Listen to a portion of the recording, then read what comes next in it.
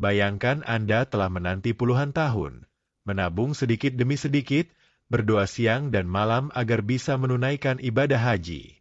Tapi, ketika waktu itu tiba, Anda justru terhambat oleh sebuah aturan baru yang belum pernah diberlakukan sebelumnya. Tahun 2025 menjadi momen penting dalam sejarah penyelenggaraan haji. Arab Saudi menerapkan sejumlah kebijakan ketat yang mengejutkan banyak calon jemaah dari seluruh dunia, termasuk Indonesia. Apakah Anda siap dengan perubahan besar ini? Dan apakah ini benar-benar untuk kebaikan bersama, atau justru menjadi tantangan baru bagi jutaan umat Muslim? Sebelum kita bahas lebih jauh, pastikan Anda sudah klik tombol subscribe dan aktifkan lonceng notifikasinya. Karena di channel ini, Anda akan selalu mendapatkan informasi mendalam, akurat, dan tentu saja, menggugah rasa ingin tahu tentang isu-isu penting dunia Islam dan perjalanan spiritual umat Muslim. Tahun 2025 bukan hanya tahun biasa dalam kalender umat Islam. Ini adalah tahun di mana pemerintah Arab Saudi mulai menerapkan sistem pengawasan dan pengelolaan haji yang paling ketat sepanjang sejarah modern. Apa alasannya? Setelah pandemi COVID-19 mengubah total tatanan dunia beberapa tahun lalu, penyelenggaraan ibadah haji ikut terdampak secara signifikan. Walau kini dunia telah pulih, Arab Saudi mengambil pelajaran penting dari masa-masa sulit itu.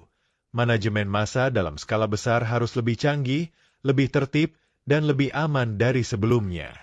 Maka lahirlah sejumlah aturan baru yang menuai pujian sekaligus kritik.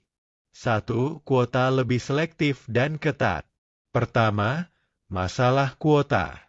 Jika sebelumnya penentuan kuota jemaah dilakukan berdasarkan jumlah populasi Muslim di tiap negara, kini sistem itu diperketat dengan mekanisme berbasis usia, riwayat kesehatan, dan rekam jejak haji seseorang. Calon jemaah yang pernah menunaikan haji dalam 10 tahun terakhir akan ditempatkan pada urutan belakang, memberi prioritas kepada yang belum pernah berhaji sama sekali. Langkah ini dianggap sebagai bentuk keadilan, memberi kesempatan kepada mereka yang benar-benar baru ingin berangkat. Namun kebijakan ini juga menimbulkan pro dan kontra. Di Indonesia misalnya, banyak calon jemaah lanjut usia yang akhirnya harus ditunda keberangkatannya karena tidak memenuhi syarat kesehatan. Pemerintah Indonesia melalui Kementerian Agama pun melakukan lobi agar aturan ini bisa menyesuaikan kondisi lokal. 2. Pemeriksaan kesehatan yang lebih rinci. Pemeriksaan kesehatan kini bukan hanya formalitas. Calon jemaah harus melewati pemeriksaan multitahap yang mencakup tes jantung, paru-paru, bahkan kesehatan mental.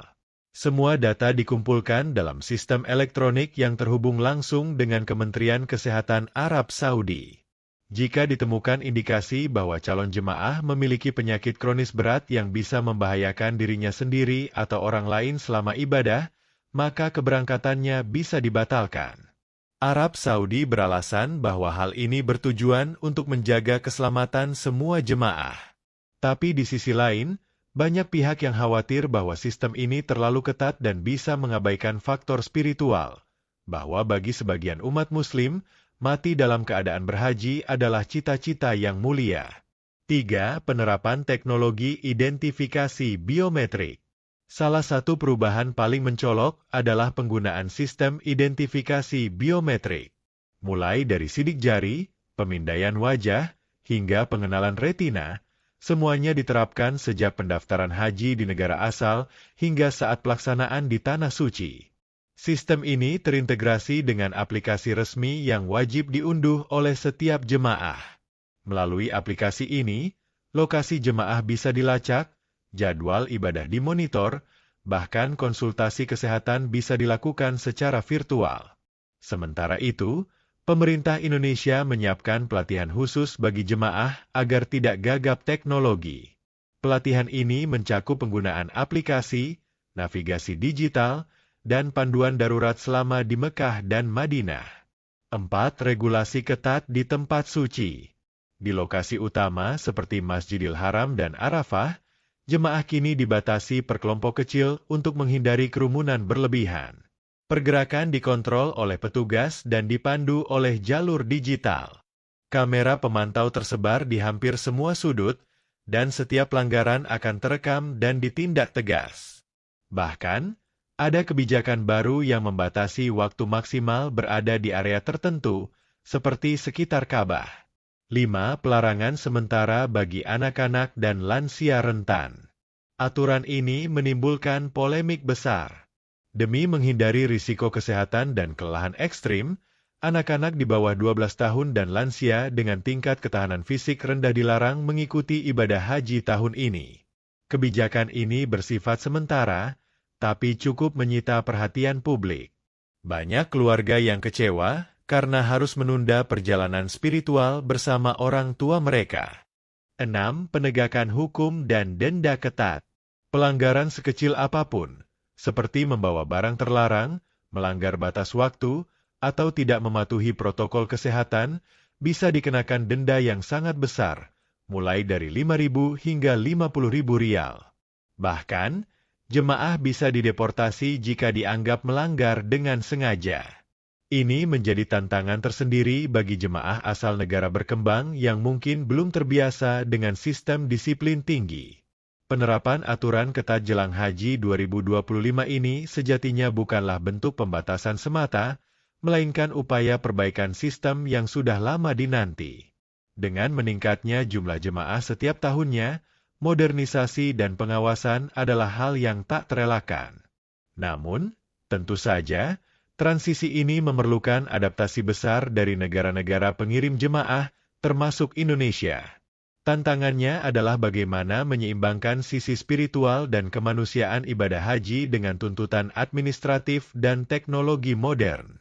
Sebab, haji bukan hanya perjalanan fisik, ia adalah perjalanan jiwa yang membutuhkan ketulusan, kesabaran, dan kesiapan mental. Untuk Anda yang berencana menunaikan haji dalam waktu dekat, sangat penting untuk memahami perubahan-perubahan ini. Persiapkan diri secara fisik, mental, dan juga digital. Ikuti pelatihan dari pemerintah, aktifkan aplikasi resmi, dan pastikan semua dokumen serta data biometrik Anda lengkap dan benar. Jangan sampai niat suci Anda terhambat hanya karena kurang informasi atau ketidaktahuan terhadap aturan baru. Jika Anda merasa informasi ini bermanfaat, jangan lupa untuk klik tombol like dan share video ini ke keluarga atau teman-teman yang juga berniat menunaikan ibadah haji.